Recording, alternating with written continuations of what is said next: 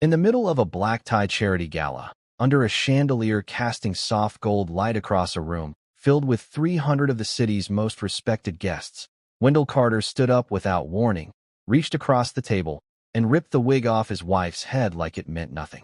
The room didn't gasp all at once. It froze. Glasses stopped halfway to lips. Waiters paused mid-step. Conversations died in place. The wig hung for a second in his hand before he dropped it into a nearby trash can. And all eyes turned to Pette Carter. She stood there, bareheaded, exposed under the light, her hand slowly rising to her scalp. But she didn't cover herself. She didn't look down. She didn't cry. She just stood there, calm, still, almost prepared. And in that silence, something didn't feel right. Because it didn't look like a woman being destroyed. It looked like a woman waiting. Most people in that room believed they understood exactly what they had just witnessed. A cruel husband humiliating his wife in public. A younger woman sitting beside him, lifting her glass like the moment belonged to her. A marriage collapsing in front of an audience. But what no one realized, not in that moment, not even the people closest to them, was that this wasn't the beginning of the story. It was the ending. And the woman standing under that chandelier, the one everyone felt sorry for, already knew how this night would unfold. The Grand Lenox Ballroom had been carefully arranged for the annual Hands of Grace Charity Gala. Ivory tablecloths stretched across round tables, candles flickered in glass holders, and a jazz quartet played softly near the windows. It was a room designed for celebration, for generosity, for appearances, and Pette Carter had every reason to feel proud that night. Her catering company, Pette's Table, was the main sponsor of the event. Every dish served, every tray passed through the room, every detail had come from something she built with her own hands. 7 years earlier, Pette didn't have a ballroom. She had a small kitchen, a borrowed oven, and $400 she couldn't afford to lose. She wrote recipes on index cards, tested them late at night while her daughter slept in the next room, and delivered her first orders in a borrowed van. That business grew slowly, then steadily, until her name became known across the city. And somewhere along that journey, Wendell Carter became the face people recognized. When they first met, Wendell had a way of making people feel seen. He noticed small things, remembered details, spoke with confidence that made others trust him quickly. Pette believed in him. She believed they were building something together. In the early years, it felt true.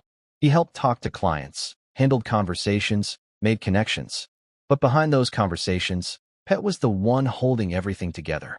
The finances, the permits, the contracts, the work no one else saw. As the business grew, something else grew with it. Distance. Wendell started coming home later.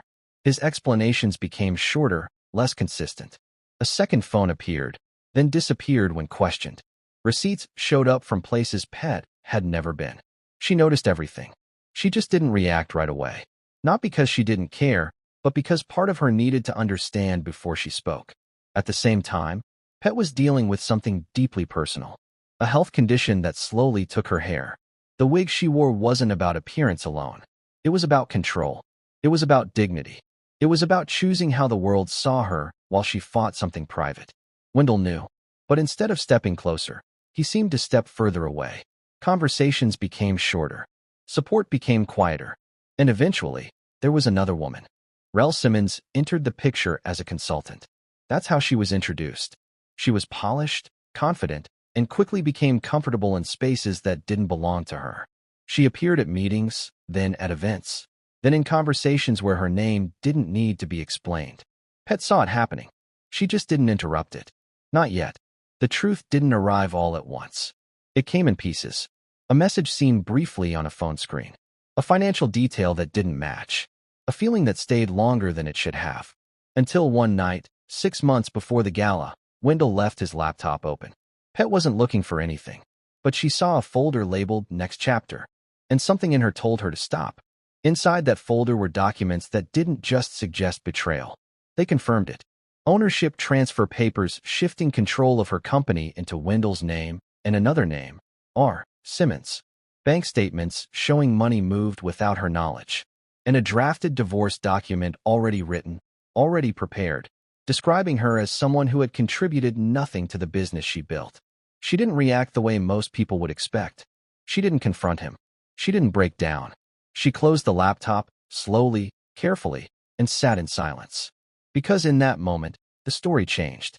She wasn't trying to understand anymore. She understood, and that understanding gave her something more powerful than anger. It gave her clarity. That night, she opened a drawer she hadn't touched in years. Inside were letters from her mother, Geneva, a retired judge who had once warned her about Wendell. Letters Pette had ignored, convinced they were interference. She opened one, and everything she read filled in the gaps she hadn't been able to see alone. The next morning, she made a phone call she hadn't made in years. And from that moment on, everything Wendell believed about his control over the situation began to shift, quietly, without him noticing. Over the following weeks, Pette didn't change her behavior. She smiled. She asked about his day. She played her role perfectly. And because of that, Wendell became comfortable, careless. He stopped hiding things. He believed he had already won. What he didn't know was that every step he took during that time only made what was coming stronger. Pette met with professionals quietly. A forensic accountant who traced every dollar. An attorney who reviewed every document. Everything Wendell and Rel had done was clear, documented, undeniable. And then Pette chose where the truth would be revealed. Not in private, not in a courtroom first, but in a room full of witnesses who had believed Wendell's version of who he was. The gala wasn't just an event. It was a stage. And Wendell walked into it exactly the way she knew he would. Confident, unaware, with Rel by his side. And then came the moment everyone saw. The wig, the silence, the humiliation. What no one understood in that moment was that it wasn't the climax. It was the signal. Because instead of leaving, instead of hiding, Pette stayed. She moved through the room, bareheaded, speaking to guests, thanking donors, holding eye contact with a calm that made people uncomfortable. The energy in the room began to change. People stopped focusing on what Wendell had done. They started watching how Pette carried it. And then she walked to the stage. When she took the microphone, the room didn't just quiet. It listened. She spoke clearly, calmly, laying out the truth piece by piece. The business she built, the documents that proved it, the actions taken behind her back. And then she introduced the one person Wendell never expected to see there. Her mother. Geneva stepped forward with the kind of presence that didn't need to demand attention. She simply had it. The documents were presented. The evidence explained. The truth placed in a room that could not ignore it. And in that moment, everything Wendell had built around himself began to fall apart. The aftermath didn't take long. Accounts were frozen. Investigations began. Contracts shifted back to Pette. The same people who once trusted Wendell now questioned everything about him.